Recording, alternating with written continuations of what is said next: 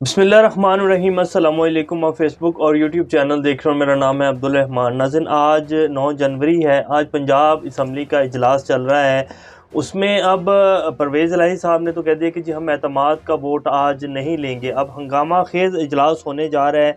क्या होगा इजलास में, और ये बाकायदा फैसला कर लिया गया है पीटीआई की तरफ से और काफली की तरफ से कि जी जब तक लाहौर हाई कोर्ट का फैसला नहीं आ जाता तब तक जो है एतमाद का वोट नहीं लिया जाएगा। उस फैसले के आने के बाद जो है परवेज़ इलाही साहब एतमाद का वोट लेंगे और असम्बलियाँ तोड़ देंगे। परवेज़ इलाही साहब ये कह रहे हैं, लेकिन परवेज़ इलाही साहब क्या असम्बलियाँ तोड़ देंगे? उनके जो कुछ काम रहते हैं, जैसे कि वो अक्सर कहते आए हैं कि जी कुछ प्रोजेक्ट्स चल रहे हैं उनको कंप्लीट होने दें। फिर उन्होंने कुछ दिन पहले एक और भी बात कही, वो भी आपके सामने रखेंगे। आर्मी चीफ का जी सऊदीया का दौरा जो है वो तकरीबन आज ख़त्म हो चुका है। अब वो अपने जो नया उनका दौरा है यूएई का, वहाँ पहुँच रहे हैं और वहाँ अब वो तकरीबन 1 या 2 दिन का दौरा होगा। उसके बाद पाकिस्तान वापस आ जाएँगे। उनका बड़ी शिद्दत से इंतज़ार हो रहा है जी। उनके आने के बाद बहुत सारी चीज़ें जो हैं वो हल होने की तरफ जाएँगी। और कुछ बातें तो ये भी हो रही हैं कि या तो मुल्क में इलेक्शन होंगे या फिर टेक्नोक्रेट सेटअप आ जाएगा। और आर्मी चीफ को क्या दौरा है सऊदी अरब से कुछ मिला है, जैसे कि हमारे वज़ीर ख़ज़ाना इसहाक़ डार साहब कह चुके हैं कि जी जो हमारे दोस्त ममालिक हैं उनसे हमें पैकेज मिलने जा रहा है और हम मईशत को ठीक कर लेंगे और हमारे जो ज़ख़ायर हैं वो भी दोबारा ठीक हो जाएंगे। तो क्या सऊदीया पैकेज देने की तरफ जा रहा है पाकिस्तान को? सऊदी वली अहद जो है मोहम्मद बिन सलमान, उन्होंने आर्मी चीफ से क्या बात की है वो भी आपके सामने रखेंगे। IMF की मीटिंग हुई है जी। हमारी जो वज़ीर ख़ज़ाना साहब हैं और उनकी टीम जो है वो डोनर कॉन्फ्रेंस पे गए हुए थे। वहाँ उनकी मुलाकात हुई IMF की मैनेजिंग डायरेक्टर से और उनकी टीम से। उन्होंने वहाँ क्या-क्या रखे हैं, मुतालबे रखे हैं IMF ने कि जी हम आपको पैकेज देंगे, लेकिन सबसे पहले जो है आप ये हमारे साथ फाइनल करें कि आप क्या-क्या स्टेप्स उठाने जा रहे हैं। डॉलर के एक्सचेंज रेट को लेकर उन्होंने बहुत बड़ा मुतालबा कर दिया है। जैसे कि इसहाक़ डार साहब जो हैं उन्होंने पहले भी पाकिस्तान का जो रुपया था उसको आर्टिफिशियली रोका हुआ था डॉलर के मुकाबले में।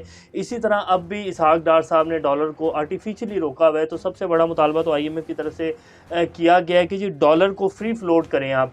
और क्या-क्या कहा है IMF ने, और क्या-क्या अब आने वाले दिनों में और कितनी महंगाई होने जा रही है, ये आपके सामने रखेंगे। इससे पहले अगर आप लोगों ने चैनल को सब्सक्राइब नहीं किया तो रेड बटन को प्रेस कर लें और बेल आइकॉन को भी प्रेस कर लें ताकि लेटेस्ट अपडेट्स आप लोगों को मिलती रहें। ये जो हमारा ताल्लुक़ है ऐसे ही जुड़ा रहे। पाकिस्तान की इकॉनमी जी बिल्कुल तबाह हो चुकी है। पाकिस्तान के ज़ख़ायर बिल्कुल ख़त्म होने के करीब हैं। इसहाक़ डार साहब ने कल कह दिया कि जी 6 अरब डॉलर जो कमर्शियल बैंक्स के पास हैं वो भी हमारे ही हैं। हालांकि वो ऑलरेडी जो पाकिस्तान के बिजनेसमैन हैं उन सब का वो पैसा है। तो उन्होंने बाकायदा ये प्लान बना लिया कि जी अगर पाकिस्तान में कोई ऐसी सूरत हाल बनी तो जितने लोगों के, जितने इन्वेस्टर्स के, जितने आम आदमी के पैसे जो कमर्शियल बैंक्स में पड़े हुए हैं हम उन सब अकाउंट्स को मुंजमद कर देंगे और पाकिस्तान वो सारा पैसा जो है संभाल लेगा। हाँ, अपने जो अकाउंट्स हैं, जो अपने अरबों डॉलर हैं वो तो पहले ही बाहर रखे हुए हैं, तो उनका तो कोई फ़र्क ही नहीं पड़ेगा ना।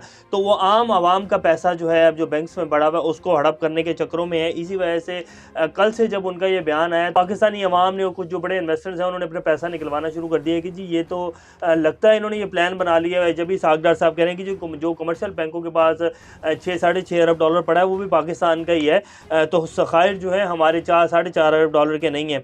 बहरहाल जी पाकिस्तान के जो ज़ख़ायर हैं, जो इकॉनमी है वो आप सब लोगों के सामने है। जो महंगाई की सूरत हाल है वो भी आप सब लोगों के सामने है। बाकी जैसे हमने कल भी आपके सामने रखा कि ये जो हमारे हुक्मरान है ना, ये सिर्फ डायलॉग बाजी करते हैं टीवी के ऊपर बैठ के, सिर्फ जो है आकर बयानात देते हैं और मुंह ऐसा बना लेते हैं कि जी हमें बहुत दर्द है, लेकिन असल में इनको कोई दर्द नहीं है। अब शहबाज शरीफ साहब की हुकूमत ने 165 मर्सिडीज़ गाड़ियाँ जी मंगवाने की इजाज़त दी है। बाकायदा आज ही उनकी हुकूमत ने इजाज़त दे दी है। अब पाकिस्तान में आटे के भी आपके सामने है सिचुएशन, जैसे ये लाइनें लगी हुई हैं, आपकी स्क्रीन के ऊपर वीडियोस चल रही हैं। आटे की लाइनें लगी हुई हैं, लोग आटे के लिए बेचारे जलील और रुसवा होते फिर रहे हैं और उनको आटा नहीं मिल रहा है।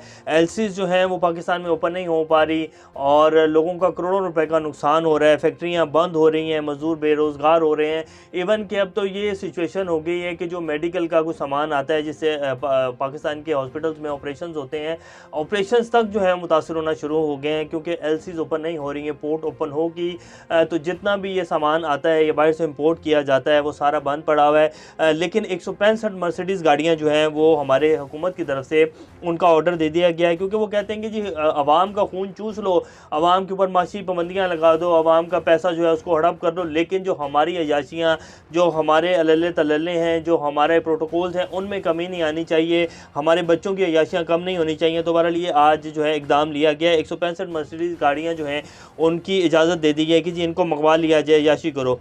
पंजाब असम्बली का जी इजलास होने जा रहा है। अब ये फैसला तो कर लिया गया है परवेज़ इलाही साहब की तरफ से और इमरान खान साहब की तरफ से कि जी हम एतमाद का वोट अभी नहीं लेंगे, और अगर हम एतमाद का वोट ले लेंगे तो गवर्नर साहब ने जो एक गैर आइनी काम किया था, डिनोटिफाई किया था, उसके फैसले उनके उस इकदाम की तौसीक हो जाएगी और हम फंस जाएंगे। जब तक अदालत का फैसला नहीं आ जाता तब तक हम एतमाद का वोट नहीं लेंगे। अब उसके ऊपर जो है पंजाब असम्बली में आज बाकायदा हमजा शहबाज साहब को वतन वापस बुलाने की जो है नून लीग की तरफ से हिदायत कर दी गई कि जी आप वापस पहुँचे, फ़ौरन वापस पहुँचे। नंबर गेम पूरी नहीं है, लेकिन हमजा शहबाज साहब को बाकायदा ये कोशिशें की जा रही हैं और डीलें ढूंढने की कोशिश की जा रही है कि हमजा शहबाज साहब और पंजाब की जो हुकूमत है दोबारा से नून लीग को मिल जाए। और मरीम नवाज़ साहब भी यही चाहती हैं कि पंजाब तो हमें कम अज़ कम मिलना चाहिए, क्योंकि हमने इलेक्शन में जाना है तो फिर हम धांधली भी कर सकेंगे। 100 तरीके होते हैं इलेक्शन में जाने से पहले तैयारियां करने के, तो ये इसलिए जो है ये अब कोशिशें हैं कि जी अगर हम पंजाब की हुकूमत हमारे पास होगी तो अगला जो बुरी सेटअप आएगा उसमें भी फिर हम जो है अपने हिसाब से लोग लगवा सकेंगे और फिर वो हमें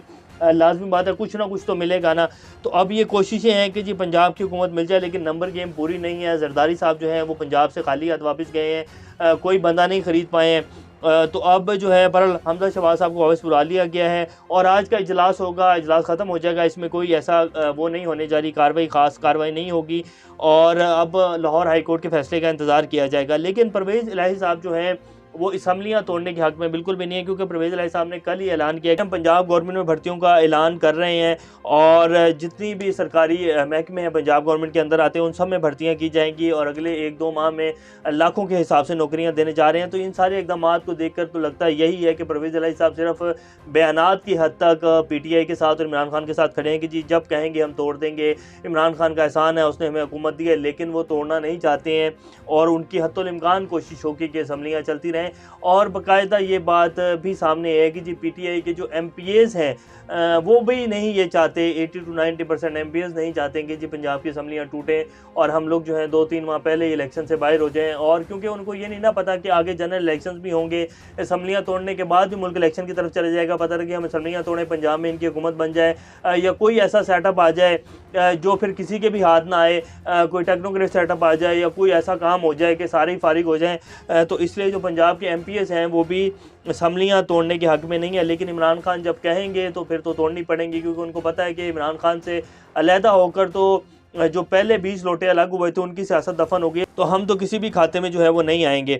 अब आर्मी चीफ का जी दौरा सऊदीया, ये तस्वीरें आपकी स्क्रीन पर चल रही हैं जिसमें आर्मी चीफ की मुलाकात जी हुई है वली अहद मोहम्मद बिन सलमान से। उस मुलाकात में 2 तरफ़ा ताल्लुकात, फ़ौजी और दिफाई ताउन को मज़ीद मुस्तहकम करने पर इत्तफ़ाक़ कर लिया गया है। सऊदी विंटर रिजॉर्ट अला में होने वाली इस मुलाकात के दौरान शहजादा मोहम्मद बिन सलमान ने जनरल आसिम मुनीर को आर्मी चीफ बनने पर मुबारकबाद दी।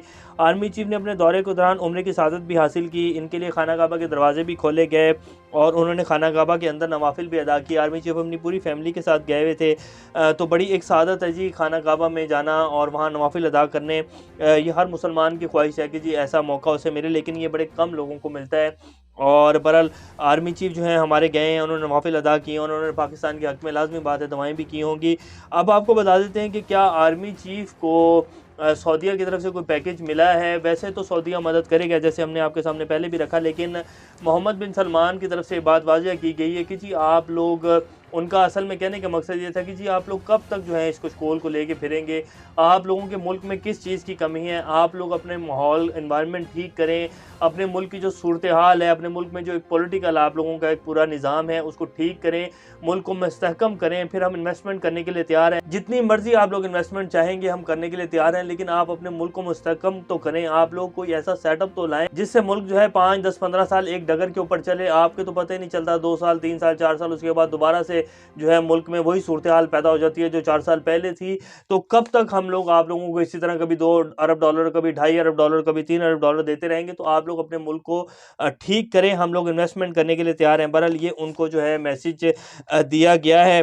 और अब आर्मी चीफ जो है वो UAE के दौरे के ऊपर है। UAE को तो पहले ही हमने जो उनके बैंकों से पैसा लिया हुआ था वापस किया है और अब जो है वो देखें उस दौरे की क्या तफसीलात आती हैं। लेकिन जो सऊदीया का दौरा था वो कामयाब भी रहा है, लेकिन ये बात भी कोट की गई है। अब IMF के हवाले से जी आपको बताते हैं कि हमारी जो टीम गई हुई है सारी डोनर कॉन्फ्रेंस में, वहाँ जी उनकी टीम से मुलाकात हुई है। तो इस मुलाकात में आईएमएफ जो पाकिस्तान के सामने मुतालबे रखने जा रहा है वो ये है कि जी पाकिस्तान को डॉलर का जो एक्सचेंज रेट है वो फ्री फ्लोट करना होगा और एक्सचेंज रेट पर मसनूई पाबंदी खत्म करनी होगी, जो कि इसहाक डार साहब ने आते ही लगा दी थी, मसनूई पाबंदी लगा दी थी। डॉलर के ऊपर अगर एक्सचेंज रेट खत्म करेंगे तो डॉलर 255 से 260 के ऊपर जो है वो चले जाएगा। इसके अलावा पाकिस्तान को रवां साल 30 जून तक पेट्रोलियम लेवी 855 अरब जमा करने का प्लान भी देना होगा, यानी कि मजीद पेट्रोलियम जो प्रोडक्ट्स हैं उनके ऊपर लेवी बढ़ाना होगी। इसके साथ साथ बिजली का यूनिट जो है वो भी 3.5 रुपये बढ़ाना होगा, ये भी आईएमएफ का मुतालबा है। ये जो है जी मीटिंग का अहवाल है जो आईएमएफ से वहाँ हुई है, और अभी जब आईएमएफ पाकिस्तान आएगा और जब फिर वो शेड्यूल साइन होगा, अभी ये पिछला हिसाब है जी, जो हमने भी पिछले कर्जे आईएमएफ के देने हैं और जो भी किस्तें हैं, ये वो है। अभी जो अगला नया आएगा और जो नया पैकेज होगा आईएमएफ का, वो भी जब आएगा तो आपके सामने रखेंगे, लेकिन उसमें क्या बनने जा रहा है अवाम के साथ, अभी अवाम की क्या हालत है वो आप सब लोग अच्छे से जानते हैं। अब जी ये जो आर्मी चीफ साहब के हवाले से बात हो रही है ना कि जी वो आ रहे हैं, उनका इंतज़ार हो रहा है और मुल्क इलेक्शन की तरफ जाएगा या टेक्नोक्रेट सेटअप की तरफ जाएगा।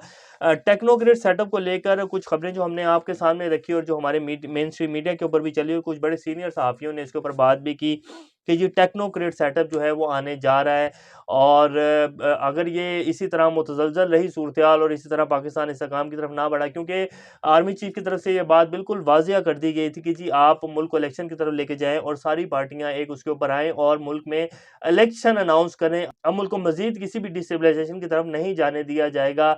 ये बिल्कुल फाइनल मैसेज जो है वो दे दिया गया था, लेकिन दोनों तरफ से ना तो पीडीएम जमातों की तरफ से और ना ही इमरान खान साहब की तरफ से कोई एक मुत्तफ़िक पॉइंट के ऊपर दोनों पार्टियाँ नहीं आई।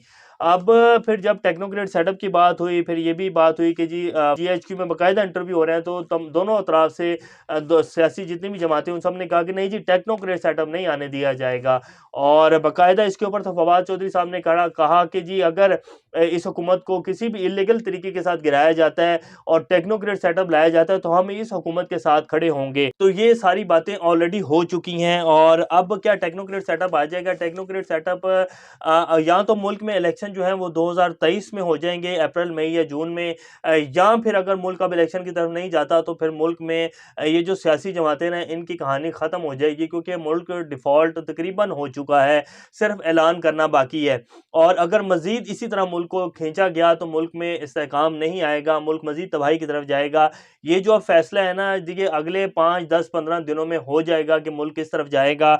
या तो मुल्क में टेक्नोक्रेट सेटअप आ जाएगा, सारी जमातें जो है वो घर चली जाएंगी, डंडा चलेगा, या फिर मुल्क जो है वो सियासी इस्तेहकाम की तरफ जाएगा और मुल्क इलेक्शन की तरफ जाएगा। लेकिन अगर मुल्क में टेक्नोक्रेट सेटअप आता है तो इन 13 जमातों को तो नहीं पता। बहरहाल इमरान खान अवाम को लेकर सड़कों पर आ जाएगा और उसके बाद फिर क्या होगा आप सब लोग बेहतर जानते हैं, और हमारे सारे अदारे भी इस बात को बहुत अच्छे से जानते हैं।